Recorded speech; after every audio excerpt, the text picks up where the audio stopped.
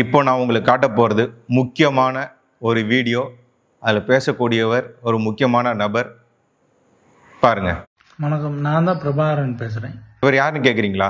கரூரில் நடந்த துயர சம்பவத்தில் தான் குடும்பத்தை சார்ந்த இருவரை பழி கொடுத்துட்டு இழந்து விட்டு இந்த வீடியோவில் பேசியிருக்கார். என்ன பேசியிருக்காருன்னு கொஞ்சம் முழுசாக கேளுங்களேன்.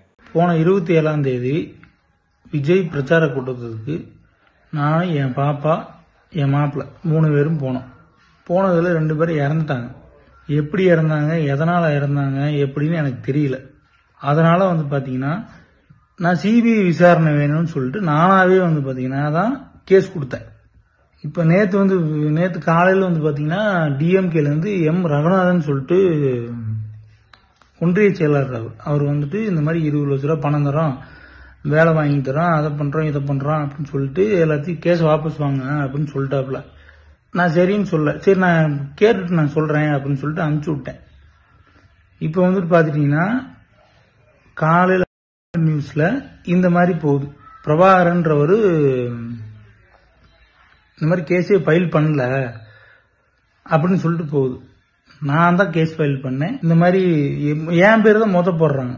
பிரபாகர் எல்லாம் கேஸ் கொடுத்ததே தெரியாத மாதிரி போடுறாங்க. அதனால இவங்க இந்த மாதிரிலாம் பண்றவங்க வேற என்ன வேணாலும் பண்ணலாம். எனக்கும் நானும் எங்க அம்மாவும் மட்டும்தான் இருக்கு. இப்போ என் குடும்பத்தில் எனக்கும் எங்க அம்மாவுக்கும் உயிருக்கு உத்தரவாதம் வேணும். இவங்க இதெல்லாம் பண்றவங்க என்ன வேணா பண்ணுவாங்க. எனக்கு எங்க அம்மாவுக்கும் உயிருக்கு உத்தரவாதம் வேணும். அதுக்கு பாத்தீங்கன்னா சுப்ரீம் கோர்ட்டு தான் உத்தரவு. அது எனக்கு சொல்ல தெரியல, நீங்க தான் பார்த்து பண்ணிக்கணும். நன்றி, வணக்கம். இவர் தாங்க பிரபாகரன் செல்வகுமார். உச்சநீதிமன்றத்தில் ஒரு உத்தரவு வந்திருக்குல்ல, சிபிஐ விசாரிக்கணும் இந்த கரூர் சம்பவத்தில் அப்படின்னு சொல்லியிருக்காங்கல்ல.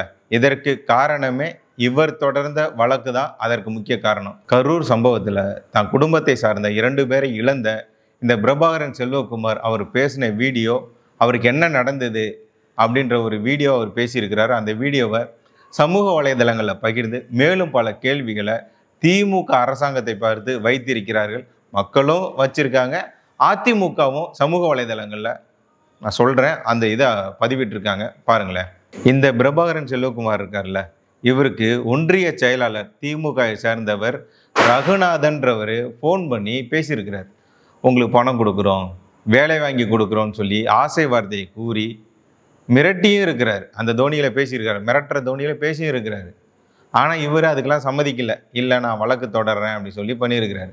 ஆனால் இவரோட பேரை போட்டு தான் அந்த வழக்கை தொடரவே இல்லை அப்படின்னு சொல்லி கூட தவறான சில செய்திகள்லாம் வெளிவந்ததாகவும் இவர் பேசியிருக்கிறார்.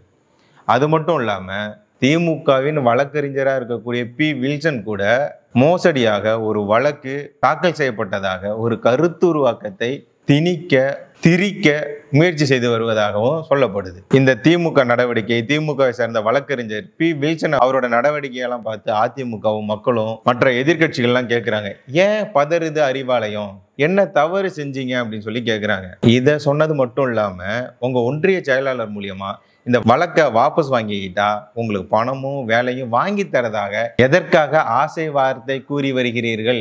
ஏன் பிரபாகரன் அவர்கள் மிரட்டப்படுகிறார் அப்படின்னு கேட்டிருக்காங்க. நீதி அமைப்பின் உச்சமான உச்ச நீதிமன்ற தீர்ப்பையே தங்கள் விஞ்ஞான ஊழல் தந்திரத்தால் திரித்து பேசும் அளவிற்கு எதை மறைக்க, யாரை காப்பாற்ற இவ்வளவு முனைகின்றனர் அப்படின்னு கேட்டிருக்காங்க.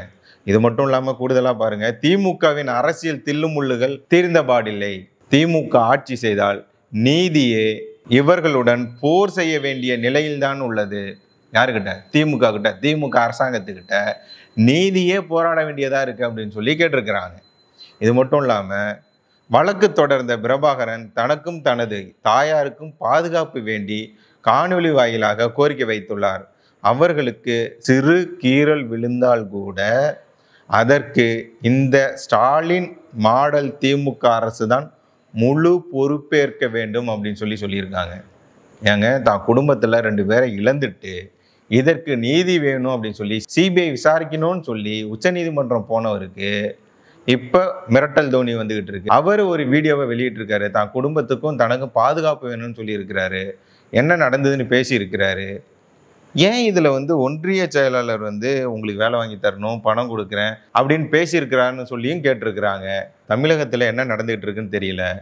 தான் குடும்பத்தில் 2 பேர் இழந்துட்டு, அது மட்டும் இல்லாமல் தனக்கும் பாதுகாப்பு வேணும், தான் தாயாருக்கும் பாதுகாப்பு வேணும்னு கேட்டு நிற்கிறத வீடியோ வெளியிடுறத என்ன சொல்கிறேன்னு தெரியல.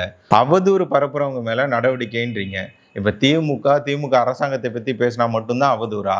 விஜய் அவர்கள் லேட்டாக வந்ததுனால தான் இது நடந்தது அப்படின்னு சொல்கிறீங்கல்ல. நீங்கள் கொடுத்த அனுமதித்த நேரத்துக்குள்ளே தானே அவர் வந்தார். அந்த நேரத்தை தாண்டியா வந்தார்? இல்லைல்ல. அவர் முடித்ததும் நீங்கள் கொடுத்த நேரத்துக்குள்ளே தானே முடித்தார். அப்புறம் எப்படி வந்து அவர் வந்து விதியை மீறினாரா? இல்லைல்ல. விஜய் மீது பழி போடுவதும் விஜய் தான் இதுக்கு காரணம்னு சொல்கிறதும் அவதூறு கிடையாதா? ஏன்னா விசாரிக்குது இல்லை. சிபிஐ விசாரிக்க வர போகிறாங்க, நீங்களும் விசாரணை பண்ணிக்கிட்டு இருக்கீங்க.